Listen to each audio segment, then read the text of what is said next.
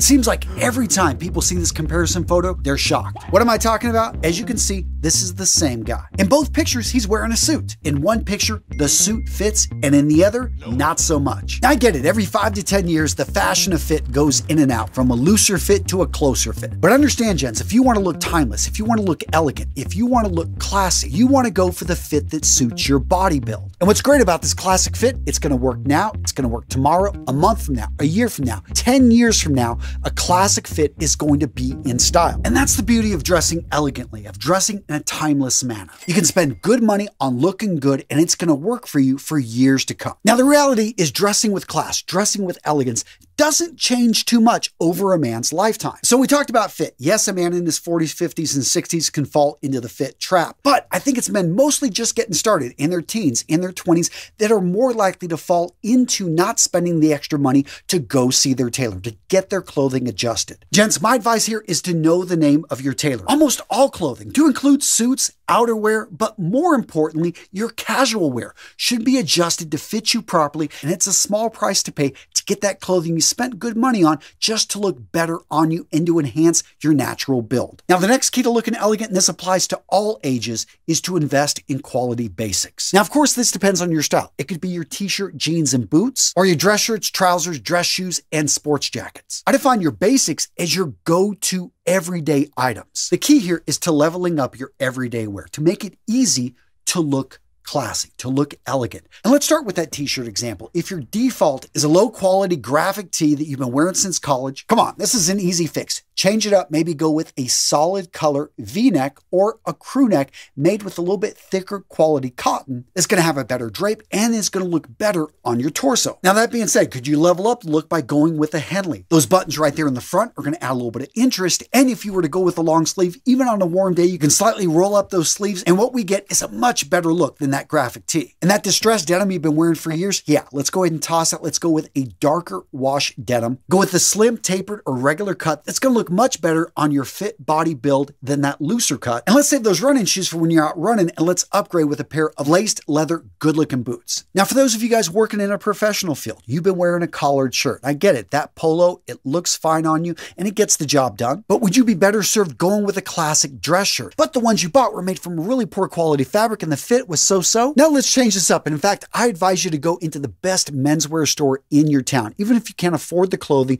you can at least see what some of the other options are. And who knows, maybe you'll find a pair of dark colored dress slacks on sale that are made from a worsted wool and have such a more elegant drape than those chinos that you've been wearing. Or perhaps because you got a hard to fit body type, you got those long skinny arms, you're a tall dude. You realize buying a few custom shirts, especially in colors that are interchangeable with everything else in your wardrobe, we're talking whites and light blues, those custom shirts actually turn out to be a decent deal because you don't have to have them adjusted and they make you look good. Now, what about quality accessories? Well, gentlemen, this is where I get to bring in my sponsor, Carl Friedrik. Guys, you know, for years, I've been talking about Carl Friedrik because I love the quality of their luggage and their bags. Whether it's their professional carry-on luggage, which not only looks amazing, but is incredibly functional. Those wheels just glide across the floor when you're in the airport. Their lightweight build using an aluminum lock frame, along with the Vachetta leather lining. Gents, that's just the tip of the iceberg. You need to check out their bags. If you haven't been over to their website, I've seen designer bags that cost 5 times what these bags cost,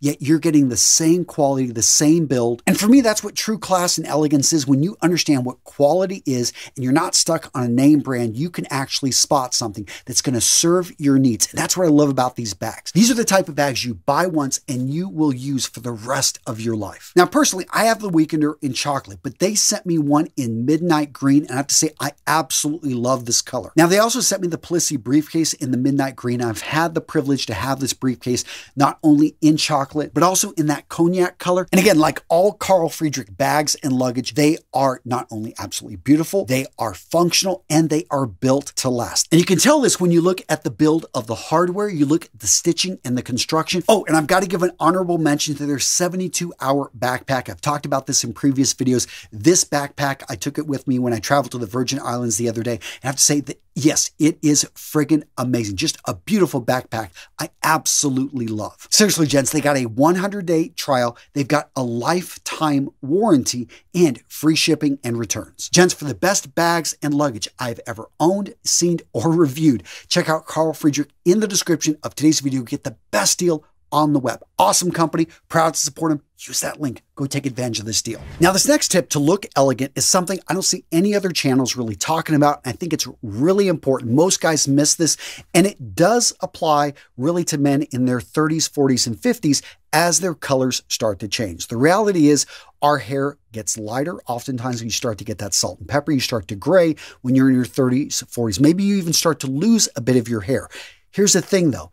The colors start to change that work for you and your complexion. The colors that worked for you in your teens, in your 20s, may be a little bit too strong, too overpowering. But this isn't a bad thing because when you're in your 30s, 40s, and 50s, you get to start bringing in more pastels. You get to start bringing in these lighter colors that work as your colors start to change. And I know in general, most guys don't understand color theory, and when it comes to your colors, the easiest way I will tell you this is think about those colors that when you wear them, you feel good, you get compliments. Maybe it's because a lot of guys are colorblind, but even those guys know instinctively, intuitively, because they've been complimented that that color green just works for you. That gold shirt that you just loved wearing because it made you feel like $1,000,000, there was a reason for it. Another quick hack with color is to mimic the colors in your eyes and the color in your hair. For me, it's going to be brown. I know, not too exciting, but some of you guys have blue eyes, variations of different blues. You've got green, maybe you've got hazel eyes, you've got red hair. Understand that you can bring in a variety of these colors, and this can really help your natural tones pop. Find a way to be able to bring that gold, be able to bring that purple as an accent color, as an accent piece.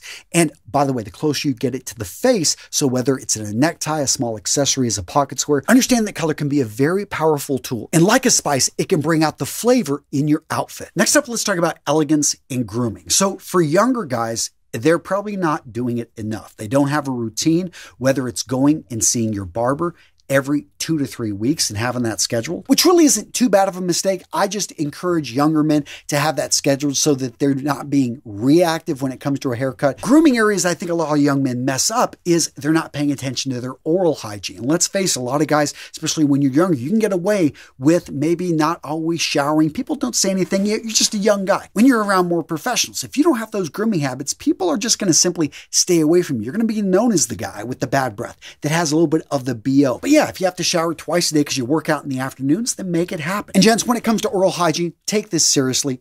Get an electric toothbrush, brush your teeth twice a day, floss every tooth you want to keep, use a mouthwash. And if you've got deep grooves on your tongue like me, make sure to grab a tongue scraper. Seriously, after you use it once, you will be shocked at what you find on your tongue, even after you've brushed your teeth. But also, go visit your dentist a bit more. Now, I'm not going to recommend this for everybody, but if you drink a lot of coffee, you drink a lot of tea, a lot of wine, your teeth, maybe could they do with a cleaning? Maybe you could find an at-home whitening kit and give it a try. In any case, as you age, your mouth does get drier, so you really want to stay up on your dental visits because you don't want to get any type of gum disease, which can lead to recession of the gums, which if that happens, I'll tell you from experience, it's an expensive fix. Find a light, clean fragrance that no, you're not trying to cover up your bad scent. You're just simply trying to wear something that makes you feel good and lets others around you know that you like to smell good. Now, for older guys, one of the issues with grooming is that we are creatures of habit. Us men, we've been going to the same barber for 20 years, for 30 years. Guys, maybe change it up a little bit. Cheat on your barber. Go see that stylist. She's new across town. Not only is she just, she's pleasant to be around, but man, she actually points out that, you're having a bit of balding here in the back.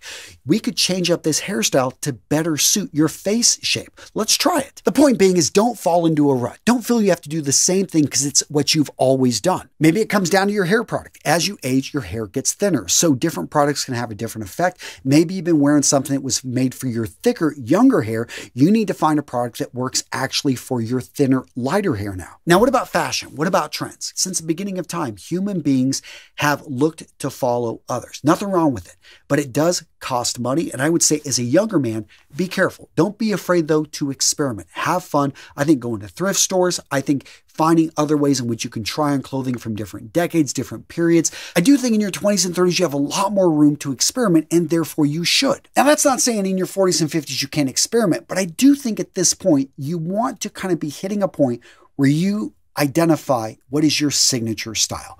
how do you want to present yourself? And you can do this a lot earlier, especially if you're a young professional in your 20s, you're working in finance. Yeah, you may want to dress up a bit, or maybe you're creative out in California. You want to bring in colors, you want to bring in unique styles that really send a signal that you are an independent thinker, whatever it may be.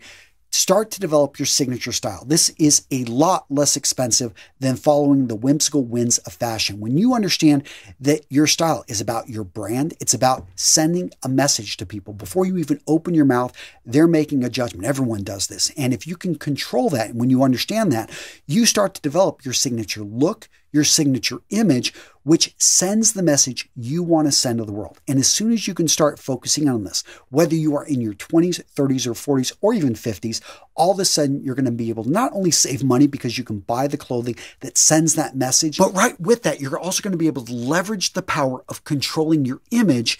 And it's going to be able to help you earn more money. It's going to help open up doors, help you find opportunities that you may not have been privy to before. Now, this next tip applies to men at any age, but I think applies to men as they get older even more, and that is to stay in shape. It's pretty easy when you're in your 20s, maybe even in your 30s. Your metabolism is pretty good. You can eat a lot of crap. You stay active, you stay busy, you go to the gym, you're able to see the gains. But when you get in your late 30s, in your 40s, definitely in your 50s and 60s, all of a sudden, it's becoming harder to stay in shape, and you don't want to be gaining so much weight that all of a sudden you can't wear that clothing. But seriously, gents, more important than your style is simply your health. And nothing is more elegant, more classy than a man that understands the food he puts into his body, into this temple, it has an effect. And you want to learn this sooner than later. You can't outrun a bad diet. Luckily, I've got a partner, a wife, that she really is careful about the food that she puts on the table. She has taught me a lot over the last 20 years being with her. And it's something that I'm proud to say I'm able to fit into a lot of clothing that if I had had a bad diet, I wouldn't have been able to. Guys, if you want to come off classy and elegant, you got to take care of the body. That is key. So now let's talk about confidence, or maybe more specifically, the lack of. If you're in your 40s and 50s, most likely you have a little bit stronger self-confidence. Not always the case, but you've reached a point where you know who you are, you know what you're about, you know what your goals are. You understand you've got a degree of competence in certain areas, and this has given you confidence over time. Life and experiences, it's just simply you understand what the game is. When you're in your 20s, you're in your teens, some guys even in their 30s and beyond, they don't necessarily have that confidence. Guys, this is what you want to work on developing. Notice I said, it's not something you're gifted. It's not something you're born with.